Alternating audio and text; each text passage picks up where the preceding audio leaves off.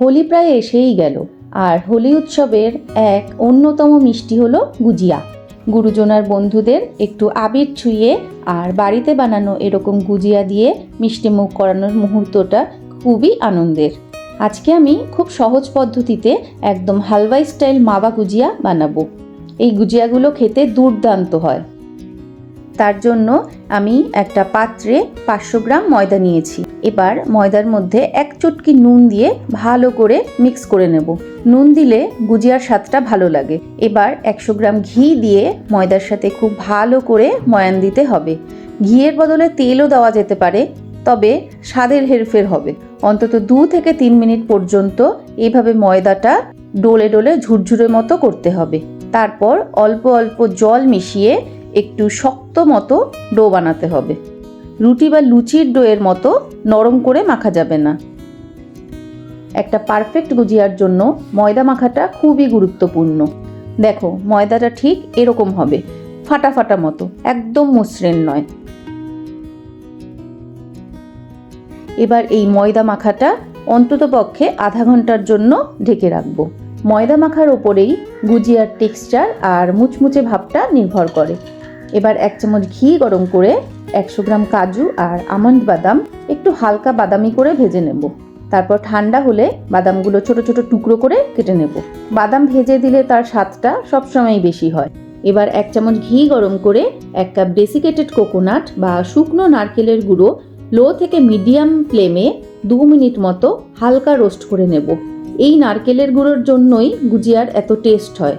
নারকেলের গুঁড়োটা ভাজা হয়ে গেছে।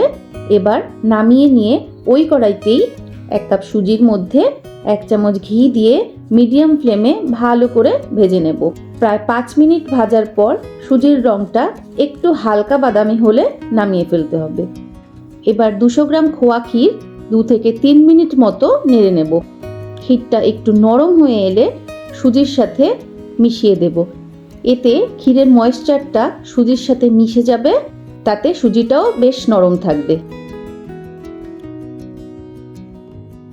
গুজিয়ার পুরের জন্য সবকিছু রোস্ট করা হয়ে গেছে। এবার একে একে সবকিছু ভালো করে মিশিয়ে নেব। সুজি আর ক্ষীরের মিশ্রণে নারকেলের গুঁড়ো মেশাবো। তারপর বাদামের কুচিগুলো দিয়ে দেব। ছোট করে কেটে রাখা কিশমিশগুলো দেব। অল্প কিছু পেস্তা কুচি দেব। এবার 1 কাপ গুঁড়ো চিনি আর ছোট 1 চামচ এলাচের গুঁড়ো দিয়ে ভালো করে সব মিক্স করতে হবে। এখানে কিন্তু চিনির গুঁড়োই মেশাতে হবে, আর মিক্সিতেই আমি চিনিটা গুঁড়ো করে নিয়েছি। গুজিয়ার পুর তৈরি হয়ে গেছে। এবার সুগার সিরাপ বানিয়ে নেব। তার জন্য 250 গ্রাম চিনি আর 1 কাপ জল নেব। আর ফ্লেভারের জন্য একটু কেশরের ধাগা আর ছোট 1 চামচ এলাচের গুঁড়ো মিশিয়ে 5 মিনিট মতো চিনির রসটা ফুটিয়ে নেব। কেশরের জন্য চিনির রসটাও খুব সুন্দর এসেছে। ময়দার ডোটা এবার 1 মিনিট মতো হালকা করে এইভাবে মসৃণ করে নিয়ে লেচি কেটে নেব।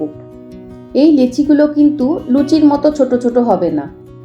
সহজ করে বলতে গেলে 2টো লুচির গোল্লার সমান একটা লেচি হবে, কিন্তু বেলতে হবে লুচির মতোই ছোট করে।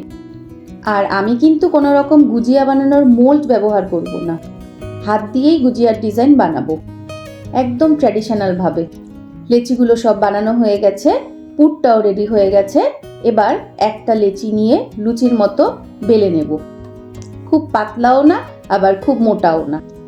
এবার এক হাতে এইভাবে একটা লুচি রেখে আঙুল দিয়ে একটু জল চারদিকে লাগিয়ে তারপর মাঝখানে 2 চামচ পুর দিয়ে এইভাবে কোনাগুলো চেপে চেপে আটকে দিতে হবে, কোনোভাবেই যেন পুর বাইরে বেরিয়ে না যায়।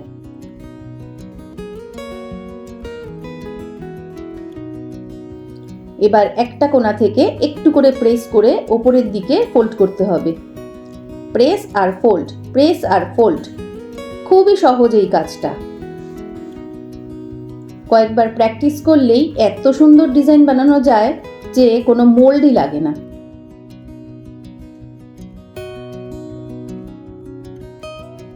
এইভাবে আরও কয়েকটা গুজিয়াতেও ডিজাইন করে নেব।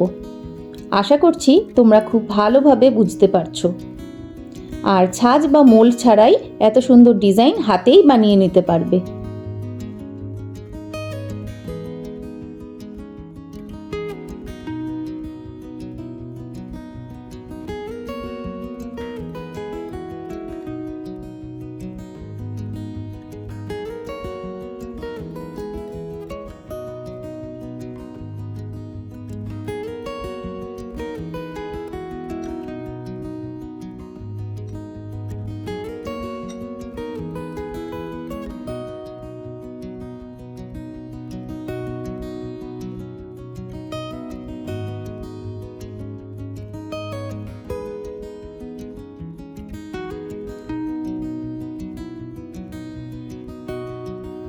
এইভাবে সবগুলো গুজিয়া বানিয়ে নিয়েছি। একদম দোকানের মতো লাগছে, তাই না? ওদিকে কড়াইতে তেল গরম করতে দিয়েছিলাম। তেল গরম হলে তারপর ফ্লেমটা একদম কমিয়ে দিতে হবে। এবার লো ফ্লেমে গুজিয়াগুলো একটা একটা করে তেলের মধ্যে ছাড়তে থাকবো, আর এইভাবে গুজিয়ার ওপর গরম তেল দিতে থাকবো। এটা একটু সময় নিয়েই ভাজতে হবে, না হলে গুজিয়াগুলো কাঁচা থেকে যাবে।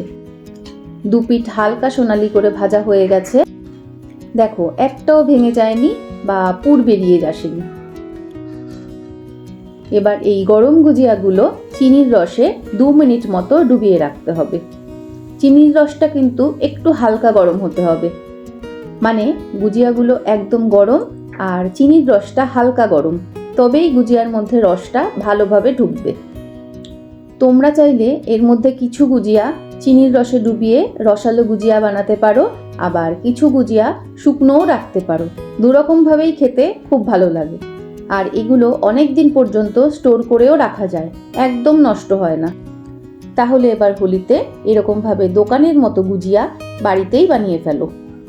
লাল নীল হলুদ সবুজ আবিরের ছোঁয়া আর এই সুস্বাদু গুজিয়ার সাথে এবারের বসন্ত উৎসব সবার ভালো কাটুক। আর আমার এই রেসিপিটি তোমাদের কেমন লাগলো অবশ্যই কমেন্ট করে জানিও, আর আমার চ্যানেলটা সাবস্ক্রাইব করে পাশে থেকো। হ্যাপি হোলি!